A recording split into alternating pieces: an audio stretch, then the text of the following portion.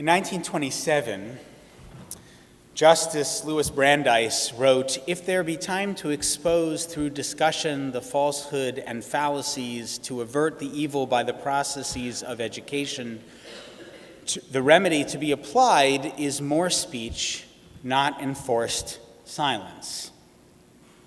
This argument that the best solution to offensive, even hateful speech is more and better speech rather than censorship is a beautiful articulation of the First Amendment's value to a free society and summary of the counter-speech doctrine. This afternoon, after Kiddush lunch, Betham's continuing education begins a new series called Press Freedoms Under Siege, the First Amendment and the Jewish Commandments. To get us thinking about this topic, I want to look at today's Parsha to see what we might learn from an ancient book about the admittedly modern post-Enlightenment concern for free speech, and by extension, how the Constitution's prohibition against curtailing speech applies to how we transmit information through vehicles like newspapers or cable news and now social media. We know humanity is gifted the capacity for language, verbal communication, more so than any species on the planet. Words have launched wars, they've built nations, they've been arranged into literary masterpieces or devastating propaganda. We humans invent new languages and new ways of using language. We invent machines that speak languages most humans can't understand, but still generate mathematical formulas that run our power grid, send people into space, help solve crimes.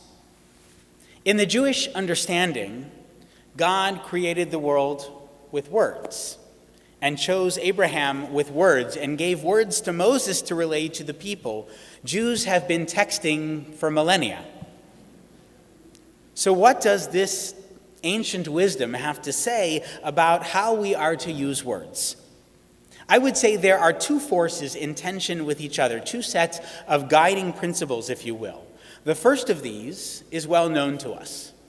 Jews like to talk, and we like to argue. There's this notion of machloket l'shem shamayim, holy argumentation, that is reflected in our most important body of rabbinic literature, the Bavli, the Babylonian Talmud.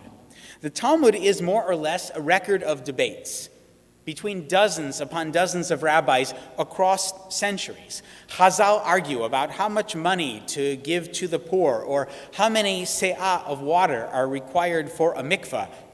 By the way, it's 40, just in case you were curious. Or what happens to our soul when we die? There are countless arguments captured in reams upon reams of pages that invite the modern reader into a trans-temporal discourse.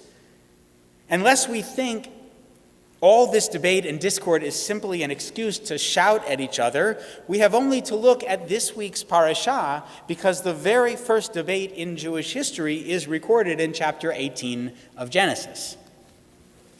Vayomer Hashem, Za'akat Sdom va'Amorah ki rabba, v'chatatam ki kavda me'od. Then the Lord said, the outrage of Sodom and Gomorrah is so great, and their sin is so grave, I will go down to see whether they've acted altogether according to the outcry that has reached me, and if not, I will take note. So, God says, according to reports, these cities are so corrupt, so depraved, that I'm likely to wipe them out. But I want to investigate these reports. Real news? Fake news? Now, remember, if the stories are true, and they turn out to be, God is fully capable of acting on this threat. Just 2 weeks ago in the flood narrative, the Almighty destroys pretty much the entire world. So Abraham, hearing this, understands he may be the only thing standing between the Lord and the annihilation of these cities, and Abraham proves equal to the task. Vayigash Avraham vayomar. Abraham came forward and said, Ha'af tispet tzadik im rasha, will you sweep away the innocent along with the guilty? What if there should be 50 innocent within the city? Will you then wipe out the place and not forgive it for the sake of 50 innocent who are within it? Chalila lacha ma'asot kadavar hazeh la'amit tzadik im rasha. Far be it for you to do such a thing, to bring death upon the innocent as well as the guilty. Vayach tzadik karasha chalila lacha hashofet kol haaretz lo yaseh mishpat. Shame on you. Shall not the judge of all the earth deal justly? And for this blasphemy, for daring to challenge God's authority, for accusing the Kadosh Baruch Hu of unfairness and injustice, what terrible punishment awaits Abraham? Gornish. Nothing. The next several verses are the biblical equivalent of deal or no deal. Not angry in the least, it seems, about Abraham's impropriety. God simply acquiesces, and not just once, but over and over again as the two parties negotiate. 50 souls, 45, 30, 20, 10. The Holy One is willing to suspend the sentence if Abraham can find only 10 righteous individuals within the city. Now, we know this doesn't happen. The cities are destroyed. Only a handful of people make it out. But think about that for a moment. How extraordinary that the first example of a true debate in Torah is not between humans, but between human and divine, and that for all intents and purposes, on principle, the human wins. If you can talk back to God, you can talk back to anyone. What is the purpose of debate according to Torah? To identify the limits of collective punishment and clarify the nexus of personal and societal responsibility. Later rabbinic literature offers up the sacred argument, the machloket l'shem shamayim, as a tool to hone one's perspective, refine thinking, to celebrate the multivocal character of Jewish thought and even behavior. The preservation of majority and minority opinions, Justice Brandeis held dear, are perhaps best captured in Jewish legal literature, which is to say, a society informed by Jewish values, much like a university, is one where vigorous debate is not just tolerated but celebrated. So that's set of principles number one, a sort of centrifugal force pulling us away from homogeneity and conformity. But there's another set of principles, a centripetal force, if you will, that keeps us Jews, at least aspirationally, from being torn apart. And that is the set of speech-related values and mitzvot we call shmirat halashon. Lo telech rechil ba'amecha, lo ta'amod al dam re'echa. It says in Vayikra, do not go as a talebearer among your people, do not stand idly by the blood of your neighbor. We understand that those two parts of the verse are linked together. Speech and standing by the blood of one's neighbor. Speech can be destructive or it can be constructive, but as we know, in all things it's easier to destroy than it is to create. Even the most responsible journalism, if an error, can destroy a person's reputation or their career. All the more so if the intent of the story is to get the facts conveniently wrong. The Talmud teaches slander and gossip kills three persons: the one who tells, the one who hears, and the one about whom it is said. And what is the range of such devastation? The Gemara continues, Rabbi Chama bar Chanina said, what does Proverbs mean when it says, quote, death and life are in the hand of the tongue? It tells you that just as a hand can kill, so can the tongue. One might say that just as a hand can kill only one near it, thus only the tongue can kill one near it. But we read in Psalms, their tongue is a sharpened arrow. Think about the trajectory of an arrow. Then it goes on, one might assume that just as an arrow kills only within a short distance, thus also the tongue. Therefore, the book of Psalms reminds us, they set their mouths against heaven and their tongues range over the earth. Long before Twitter and Snapchat, The printed or spoken word could travel around the world, informing the reader, listener, or viewer, or unraveling and destroying lives. The problem today, much like the days of yellow journalism, is that there's decreasing, precipitously falling confidence in the media. A Politico Morning Consult poll from last month showed nearly half of all voters believe major news organizations fabricate news about President Trump. 76% of Republican voters think that's the case. 76%, more than three-quarters. Perhaps a small saving grace is that only 28% believe the federal government should have the power to revoke broadcast licenses of major news outlets if the administration believes they're fabricating stories. But before we get too excited about that, another 21% don't know or don't have an opinion on the matter, which basically means that half the country either believes the White House should be able to curtail press freedoms or isn't sure. Not exactly a ringing endorsement of the First Amendment.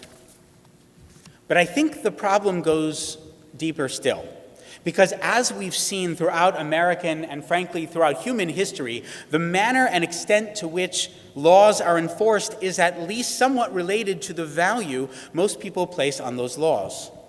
How did the Roosevelt administration imprison Japanese Americans within some of your living memory? How did federal authorities arrest or blacklist Jews disproportionately as communists or anarchists in the 19-teens or later under McCarthy? How did Jim Crow reign supreme for decades after Reconstruction? Or the Ku Klux Klan lynch African Americans without any fear of reproach or reprisal? Because huge numbers of Americans, frankly, let these things happen. If we don't mitigate our own biases, our prejudices, and we all have them, our elected officials won't either. And then their opinions, their biases, their bigotry, whatever it may be, becomes policy. Sometimes de jure, by law, more often de facto. But to the person with the wrong skin color, the wrong gender, the wrong sexual orientation, the wrong religion, how much does that matter? It's a distinction really without a difference. How do people feel about the rule of law? Are Americans willing to apply constitutional protections equally across the board? Unfortunately, not so. There were a series of 8 studies published in the September Journal of Personality and Social Psychology, which asked the question, do claims of free speech provide cover for prejudice? The studies found that by and large, people advocated free speech legal protections for those with whom they agree. So, people high in prejudice against black people, for example, advocated as free speech racist songs or posting racist comments on social media. But these same people are less sanguine about defending aggressive or simply negative, non-bigoted speech. Racist speech, not cause for dismissal from a job. Unprofessional speech, in the same exact context, reason enough for getting canned. But the reverse is also true. People with low racial bias are much less likely to defend racist or hateful speech as constitutional or permissible. The Antifa movement, I think, is an example of how this attitude can play out. So now apply some of this thinking to how people feel about media, and it's not hard to see how news I disagree with or the president disagrees with all of a sudden becomes fake news. Tim Wu had an interesting piece in the New York Times, one of those fake news outlets, last week. It was called How Twitter Killed the First Amendment. He points out that censorship in the 20th century was very different than it is today. It used to be that pamphleteers were arrested for distributing subversive messages and newspapers shuttered by federal agencies. But autocratic regimes, not aspirational ones, but actual ones like China and Russia, understand you can't simply control the ubiquitous flow of information. So instead, they have web brigades or troll armies humans and bots that disseminate pro-government news, generate false stories, and coordinate swarm attacks on critics of the government. What happens when those same forces, those same techniques are employed here on American laptops and smartphones? Well, I think we're finding out. Jonathan Fishman and I traveled to Capitol Hill this week with a delegation of Baltimore Jewish community leaders. And during one of our sessions, Senator Cardin, who in addition to being our U.S. Senator, is a ranking member of the Committee on Foreign Relations, said something that really stuck with me. He said, quote, "Russia's game plan is to make fake news acceptable so that all news is fake. If fake looks real, then it becomes increasingly difficult to know what's real and what's not, right?" So, Chevra, I want to be clear. We are doing this press freedom series not to take a position for or against any party. We're doing it to create a forum where we can wrestle in a Jewish context with a significant conundrum of our day. As racist, anti-Semitic, and otherwise hateful attitudes become increasingly normalized in our society, which is demonstrably true, how can we ensure the integrity of the all-important Fourth Estate? How significant is it when the U.S. president calls the media the enemy of the American people? In what ways might some of the media's wounds be self-inflicted? And what are possible solutions? On 4 separate First Saturday Sanctuary Shabbatot, we'll listen to working and former journalists, media executives, each of them thought leaders in the field. And we'll learn what Jewish values or principles animate their belief in the fundamental American value of a free press. Shabbat Shalom, and I hope to see everyone back up here after Kiddush lunch.